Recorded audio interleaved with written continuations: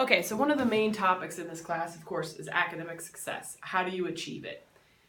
However, you'll probably notice that I have linked together a lot of different topics in here.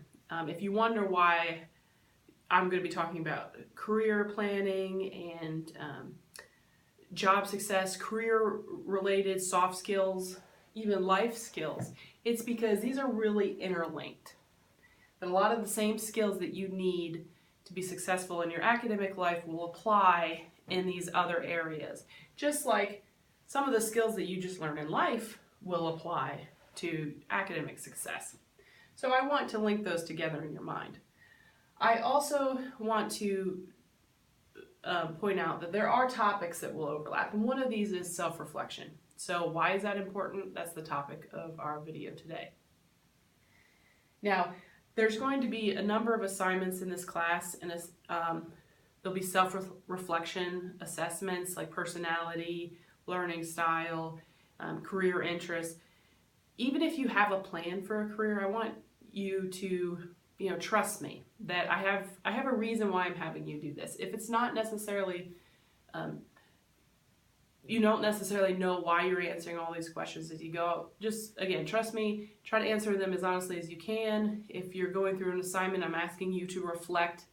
Just try to think about it deeply. Keeping in mind that I understand some of these linkages, and I want you to be able to understand and apply them as well. So again, one of those is self-reflection. I'm going to be talking about some of the areas that it's commonly good practice to consider about yourself. A lot of what it takes to be successful in academics is on you. It really is, especially at the college level, that instructors are available to help you, but you have to be able to express that need. But a lot of the responsibility is for academic success is on your shoulders. That's the same with life and career. So let's think about self-reflection and some of the areas that you will be focusing on, and you should focus on. One of the most common that you've probably already come across is this idea of strengths and weaknesses. And we like to focus on our strengths, and we should, because if we already have these strengths, they may suggest some directions that we should go in life. The same with weaknesses, maybe some areas that we should avoid. But that doesn't mean we can't bolster or improve areas that are weak.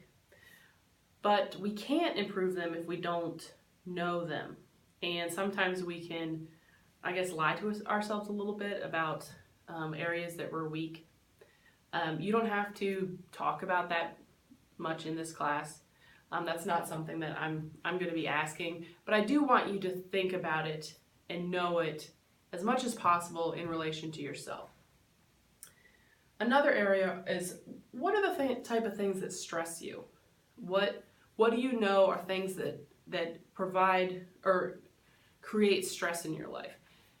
Now, as far as academic success, some of that is trying to minimize those. But when you think about when you're career planning, maybe if there's something that really stresses you out and you know that it's a large portion of a career, you should probably avoid that career unless there's just something about it that is a good reason for you to try to overcome that stressor.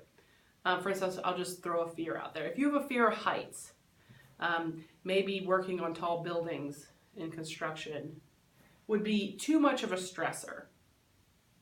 It's up to you to decide, but that's just an example, and maybe a silly one. But another area is conflict management. How do you manage conflict? If you don't manage it very well at all, maybe something like the field of law, being a lawyer, probably isn't a good idea.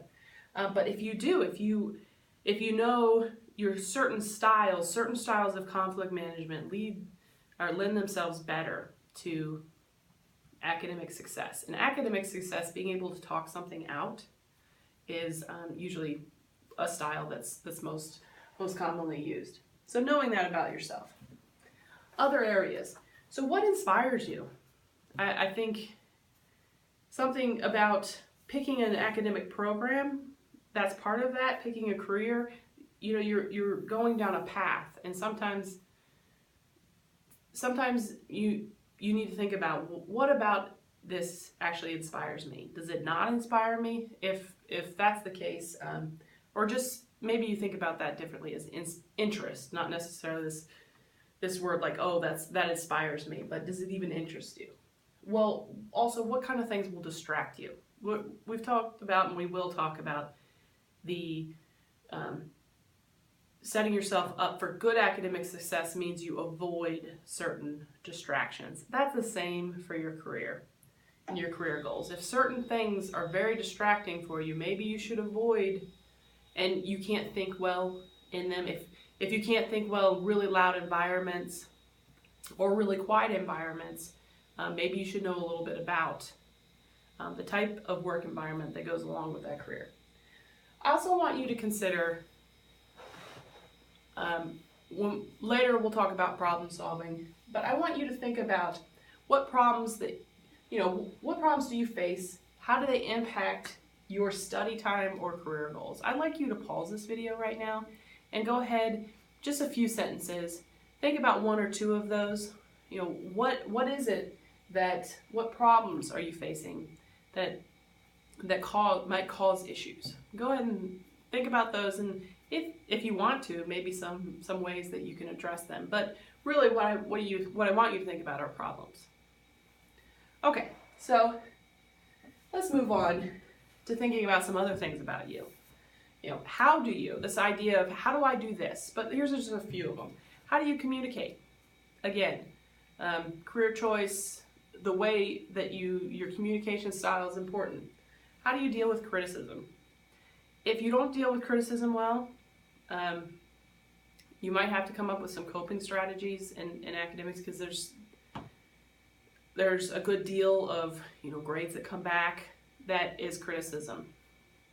If you're thinking of going beyond the community college level to the 4-year level, beyond that to graduate school, if you don't deal with criticism well, I would think very carefully about going higher and higher up in academics, because you will face that more often. But there's also areas in careers that have a lot of criticism associated with that. For instance, if you don't deal well with criticism, I wouldn't suggest becoming a writer. Okay, so also, how do you respond to authority? If you respond well, you like really rigid structure, maybe the military is a great place for you to be. If you don't, maybe the military isn't. These are just examples, but think about that. In almost every career you have, you're going to have someone above you, at least at the very beginning. Very few positions are you completely autonomous, or you don't have someone who is your boss. So think about that. And the last area I want you to think about is this idea of achievement, in the sense of what makes you feel proud. If it's something that makes you feel really proud, that can be sometimes something that might spur you in a direction, because you feel a sense of pride about it. And then there's this idea of happiness. And a career doesn't necessarily have to be linked with happiness, or an academic program doesn't have to be linked to that. There's other things that we need to consider, but maybe you don't want the reverse of that if something makes you feel stressed, as we mentioned before. But again, all of this kind of goes back to this idea of how can you improve. Knowing things about yourself is kind of the basis for that. If you're thinking about how can I be successful in my academic life, in my classes, where you start out with, what your base is, what skills you have, etc. That's important. It's an important base to think about this idea of improvement.